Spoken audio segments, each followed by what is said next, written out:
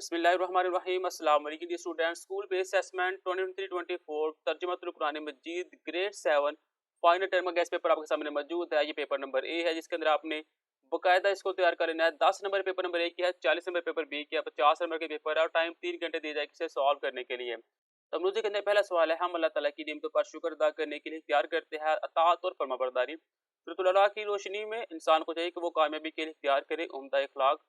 सूरतुल बालादी की पहली आयत में कसम खाई गई है मक्का की। अल्लाह ताला की नियमतों का जिक्र एक जरिया है शुक्र का। सूरतुल असर की रोशनी में वाज़ह होता है कि इंसान की सबसे कीमती दौलत है वक्त। ईद उल अज़हा पर जानवर की कुर्बानी का मकसद है कि हम कुर्बानी याद रखें हज़रत इब्राहीम अलैहिस्सलाम की। हज़रत इब्राहीम अलैहिस्सलाम ने के बुत तोड़ने के अमल से तरगीब मिलती है कि हम अपनी ज़िंदगी में दूर रहे शिरक से। हज़रत मूसा अलैहिस्सलाम को कलीमुल्लाह का लक़ब दिए जाने की वजह थी अल्लाह ताला से कलाम करना। और हज़रत मूसा अलैहिस्सलाम का फ़िरौन के सामने हक़ का पैगाम पहुँचाने से दर्स मिलता है जुर्रत का। और बिना किसी औज़ार के सिर्फ़ हाथों की मदद से लोहा नरम हो जाना, ये मौजूज़ा था दाऊद अलैहिस्सलाम का।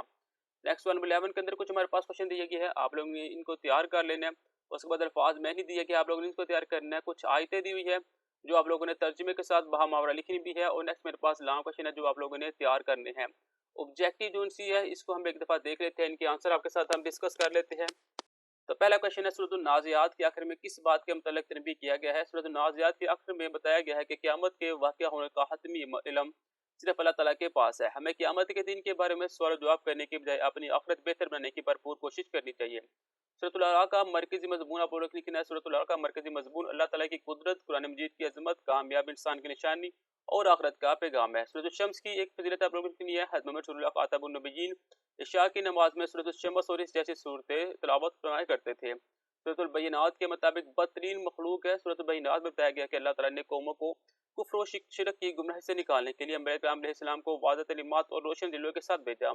फिर ये समझाया गया कि जो लोग सूर आफ्ताब के आने के बाद भी हिदायत का रास्ता इख्तियार नहीं करते वो अल्लाह के नज़दीक बदतरीन मखलूक है। ऐसे लोगों का ठिकाना जहन्नम है। हज़रत इब्राहीम अलैहिस्सलाम पर आग का क़यास हुआ। हज़रत इब्राहीम अलैहिस्सलाम को आग में डाले जाने का वाक़या पेश है, मगर अल्लाह के हुक्म से आग हज़रत इब्राहीम अलैहिस्सलाम के लिए ठंडी होने के लिए साथ सलामती और राम का बास बन गई।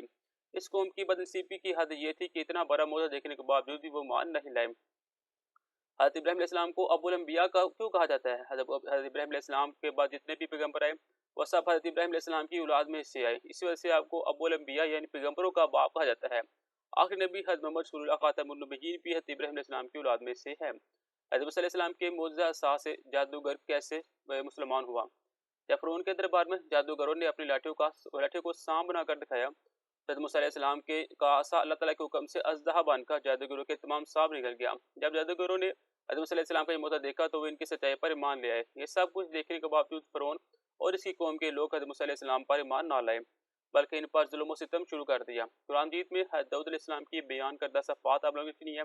अल्लाह ताला ने कुरान मजीद में दाऊद अलैहिस्सलाम का तज़किरा यूँ फरमाया, और हमने दाऊद अलैहिस्सलाम की सल्तनत को मजबूत कर दिया था और इन्हें हिकमत दी थी और बात का फैसला करना सिखाया था।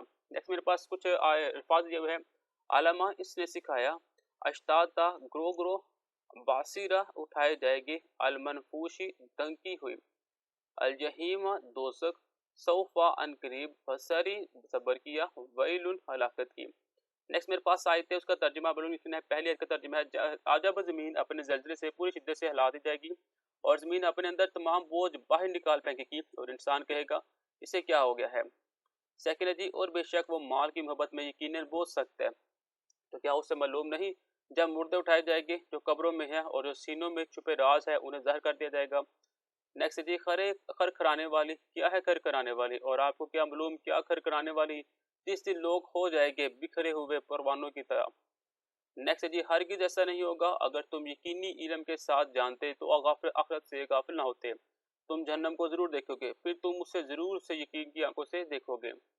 नेक्स्ट जी, हर ऐसे शख्स के लिए हिलाकत है जो ताना देने वाला, ऐब निकालने वाला हो। वो जिसने माल जमा किया और इसको गिन गिन कर रखा, वो ख्याल करता है कि इसका माल उसे हमेशा ज़िंदा रखेगा। नेक्स्ट जी, सूरतुल बरूजी के तनाज़ुर में हम कुरान मजीद से कैसे नसीहत हासिल करेंगे, तो जिसका आंसर अब हमारे पास ये 4 लाइनें दी हुई है जो आप लोगों ने तैयार कर लेनी है।